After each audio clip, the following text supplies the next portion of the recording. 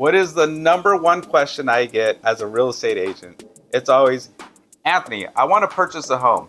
What do I need to purchase a home? I'm so glad you asked this question. I'm going to give you the 3 steps to the home buying process. At the end of this video, I'm going to include 2 extra bonus tips. So make sure you watch the entirety. Comment below, hit that subscribe button, and let me know what you think. Okay, the first step is credit score. What credit score do you have? A general rule of thumb is you want to have a credit score of about 640 and above. The higher your credit score, the better mortgage interest rate you're going to get. Okay, number 2, your job. I like to split this into 2 categories, and I'll kind of elaborate a little bit more. You have your wage earners on this side, and you have your self-employed people like myself on this side. So a lender wants to see 2 years of the same industry employment. So let's just say you're a plumber. You've been doing plumbing work for the last 10 years. It's okay if you've switched companies. You started at ABC company, you went to the local company down the street, but you're still doing the same job. You still have the same position. The lender's okay with that as long as you have at least 2 years of history doing it. The same goes for self-employment. Say you have a small catering company. You've been doing it for the last 3 years. As long as you have some kind of proof that you've been doing it full time and that you're filing your taxes, you're paying, whatever it is that you pay on your taxes. As long as you have some proof to show the lender that you're making this amount of money, you'll be okay. At the end of the day, the lender's main concern is risk and liability. They want to make sure that they're going to loan you, let's just say $500,000 for a house. They want to make sure that they're going to give it to somebody who is going to be able to pay that mortgage every single month. So the less of the liability, the smaller the liability for them, the better. Okay, number 3, this is the biggest question I get as a realtor is, how much money do I need to have in my savings to purchase a home? The general rule of thumb is you want to have at least 3.5% to 5% down of the purchase price. So if you're at a $500,000 home, 5% of that would be roughly $25,000. Now, there are a ton of different programs out there, especially CalHFA, which is a great one.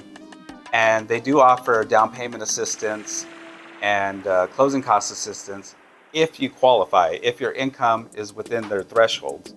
So to give you an exact answer is a little tough because it's not black and white. There's a ton of gray area. But just in general, I want to kind of throw you a number out there of 3.5% to 5% is a good start. If you have more than that, even better.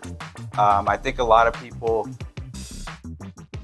don't really take into account that if you buy an existing home, say it's built 20 years ago, even when you do your inspections and you take the keys, you have that home, there's going to be maintenance, deferred maintenance that's going to be required throughout the process. So the more money you have saved up, the better you're going to be off, because when you move in there, you might want to redo the floors, you might want to redo the kitchen. There's going to be stuff that you want to do to your house, and it's better to have more money saved up than less.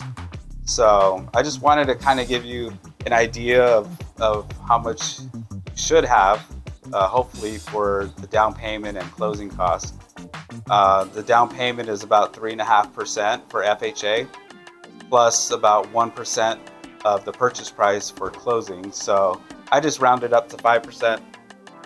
You can mess with the numbers according to whatever sales price you're looking at, but I just wanted to roughly give you an idea of what you're going to be looking at.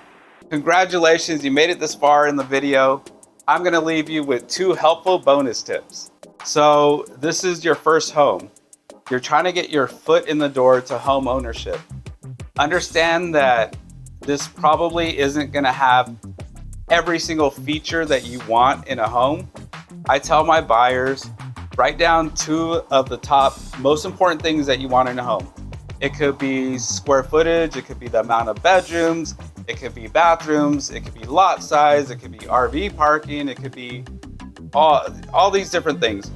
Pick the top 2 that are super important to you. Everything else you can work around. Most people will go through 3 homes in their lifetime. So just understand that you're not going to be stuck there forever. You might stay there a couple years, 5 years, whatever it may be. When you build enough equity, you're going to be able to sell this house for a profit.